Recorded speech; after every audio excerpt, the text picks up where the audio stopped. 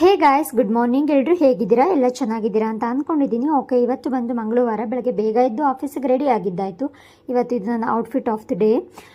ಯೂಶ್ವಲಾಗಿ ನನಗೆ ಯಾವಾಗೂ ಬಸ್ ಲೇಟಾಗಿ ಸಿಗುತ್ತೆ. ಇವತ್ತು ತುಂಬ ಲೇಟಾಗಿ ಸಿಕ್ಕಿದ್ರಿಂದ ಆಫೀಸ್ನ ತುಂಬ ಲೇಟಾಗಿ ರೀಚ್ ಆಗಿದೆ. ಇನ್ನೇನು ಕೆಫೆಟೇರಿಯಾಗೆ ಹೋಗಿ ತಿನ್ನೋದಕ್ಕಾಗಲ್ಲ ಅಂತ ಅಂದ್ಬಿಟ್ಟು ಇವತ್ತು ಡೇ ಸ್ಟಾರ್ಟ್ ಮಾಡಾದ್ಮೇಲೆ ಬ್ರೇಕ್ಫಾಸ್ಟ್ ಮಾಡೋಕ್ಕೆ ಸ್ಟಾರ್ಟ್ ಮಾಡಿದೆ.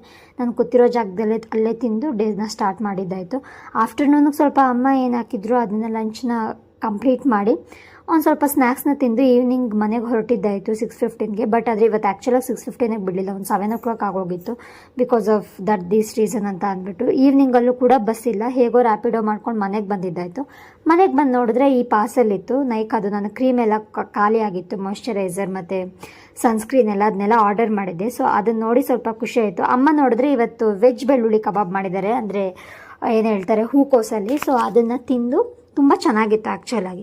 ಅದನ್ನು ತಿಂದು ನಾನು ಡೇನೇ ಎಂಡ್ ಮಾಡಿದೆ. ನಿಮ್ಮ ಡೇ ಹೇಗಿತ್ತು?